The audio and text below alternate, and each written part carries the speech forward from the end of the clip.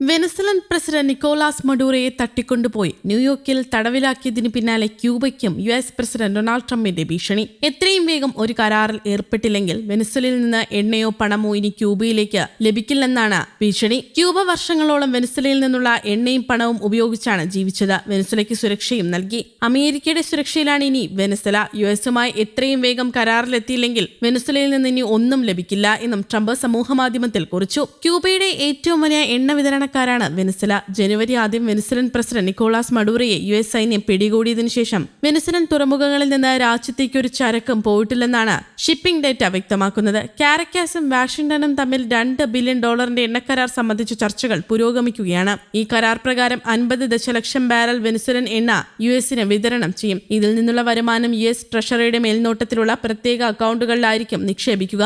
American ഭരണകൂടത്തിന്റെ അധിനിവേശത്തിലൂടെ Venezuelan നേതൃത്വവുമായി ഉടലെടുക്കുന്ന പുതിയ നയതന്ത്ര ബന്ധത്തിന്റെ നിർണായക പരീക്ഷണമായിരിക്കും ഈ നീക്കം. ക്യൂബയിൽ ഒരു കരാർ നിർബന്ധിക്കാൻ US-ന് ധാർമ്മിക അധികാരമില്ലെന്ന സൂചന നൽകി സോഷ്യൽ മീഡിയയിലൂടെ ട്രംപിന്റെ ഭീഷണി Cuban president Miguel Diaz Canel നിരസിച്ചു. ക്യൂബ ഒരു സ്വതന്ത്ര പരമാധികാര രാഷ്ട്രമാണ്. ഞങ്ങൾ എന്ത് ചെയ്യണമെന്ന് ആരും നിർദ്ദേശിക്കണമെന്നില്ല. ക്യൂബ ആരെയും ആക്രമിക്കുന്നില്ല. മറിച്ച് 66 വർഷമായി അമേരിക്ക ക്യൂബയെ ആക്രമിക്കുകയാണ്. ഭീഷണിപ്പെടുത്തുന്നില്ല. ഞങ്ങൾ നേരിടാൻ തയ്യാറെടുക്കുന്നു. അവസാനത്തുള്ള രക്തം വരെ മാതൃരാജ്യത്തെ സംരക്ഷിക്കാൻ തയ്യാറാണെന്നും മിഗ്വേൽ എക്സിൽ കുറിച്ചു. കഴിഞ്ഞ ദിവസം ഇറാനെയും ട്രംപ് ഭീഷണിപ്പെടുത്തിയിരുന്നു. നിങ്ങൾ സമരക്കാരെ വെടിവെച്ചാൽ ഞങ്ങളും വെടിപൊട്ടിക്കും എന്നായിരുന്നു ട്രംപിന്റെ ഭീഷണി. പ്രക്ഷോഭകർക്കായി ഇടപെടാൻ മടിക്കില്ലെന്ന് കഴിഞ്ഞയാഴ്ച ട്രംപ് പറഞ്ഞിരുന്നു. ഇറാനിലെ സർക്കാർ വിരുദ്ധ പ്രക്ഷോഭത്തെ പിന്തുണയ്ക്കുന്നുവെന്ന US state secretary Marco Rubio പ്രഖ്യാപിച്ചതിന് പിന്നാലെയായിരുന്നു ഇറാനെതിരായ ട്രംപിന്റെ ഭീഷണി. എന്നാൽ ഇതിന് തക്ക മറുപടി ഇറാനിൽ നിന്നുണ്ടാവുകയും ചെയ്തു. ഇറാനിൽ അമേരിക്ക സൈനിക നടപടിക്ക് മുതിർന്നാൽ തിരിച്ചടിക്കുമെന്നാണ് ഇറാന്റെ മുന്നറിയിപ്പ്. തങ്ങളുടെ പരമാധികാരത്തിന് മേൽ ഏതെങ്കിലും തരത്തിലുള്ള കടന്നുകയറ്റമുണ്ടായാൽ ഇസ്രയേലിലെ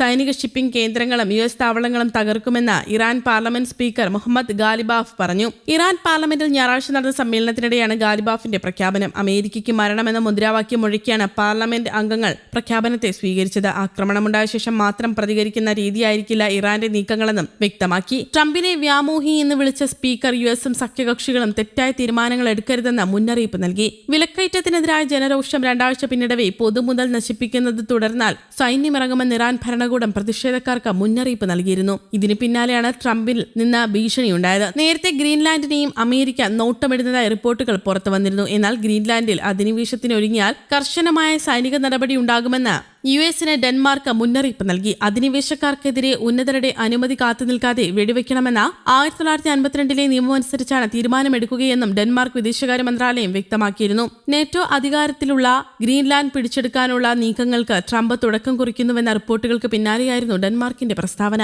ആർട്ടിക് ദ്വീപ് പിടിച്ചെടുക്കുമെന്ന തന്റെ ആഗ്രഹത്തിന് സൈനിക നീക്കം മാത്രമാണ് ഉപാധിയെന്ന് ട്രംപ് നേരത്തെ വ്യക്തമാക്കിയിരുന്നു. ഗ്രീൻലാൻഡ് പിടിച്ചെടുക്കുക എന്നത് ദേശസുരക്ഷയ്ക്ക് പ്രധാനമാണെന്നാണ് പ്രസിഡന്റ് കരുതുന്നത്. എന്നാൽ US പ്രസിഡന്റും നേതാക്കളും ഗ്രീൻലാൻഡിലേക്ക് കണ്ണുവച്ചിട്ടുണ്ടെങ്കിലും ദ്വീപ് വിൽപ്പനയ്ക്കുള്ളതല്ലെന്നും ഏതെങ്കിലും നീക്കത്തിന് മുതിർന്നാൽ മുന്നറിയിപ്പ് കൂടാതെ വെടിവെക്കുമെന്ന നിലപാടിലാണ് ഡെൻമാർക്ക്. നേരത്തെ ഗ്രീൻലാൻഡിനും ഡെൻമാർക്കിനും എതിരായ നീക്കത്തിനെതിരെ യൂറോപ്യൻ രാജ്യങ്ങളും US-നെതിരെ രംഗത്തെത്തിയിരുന്നു. കൊളംബിയയ്ക്കെതിരെയും ട്രംപ് നേരത്തെ ഭീഷണി മുഴക്കിയിരുന്നു. കൊളംബിയയിൽ സൈനിക നീക്കത്തിന് സാധ്യതയുണ്ടോ എന്ന ചോദ്യത്തിന് അത്തരമൊരു നീക്കം തനിക്ക് നന്നായി തോന്നുന്നുണ്ടെന്നായിരുന്നു ട്രംപ് പറഞ്ഞത്. കൊളംബിയ തീർത്തും രോഗാതുരമാണ്. കൊക്കൈൻ ഉണ്ടാക്കി അമേരിക്കയ്ക്ക് വിൽക്കുന്ന ഒരു രോഗിയായ മനുഷ്യനാണിത് ഭരിക്കുന്നത്. എന്നാൽ അധികകാലം ഇത് തുടരില്ല എന്നായിരുന്നു പ്രസിഡന്റ് ഗുസ്താവോ പെട്രോ ഉദ്ധരിച്ചുള്ള ട്രംപിന്റെ വാക്കുകൾ.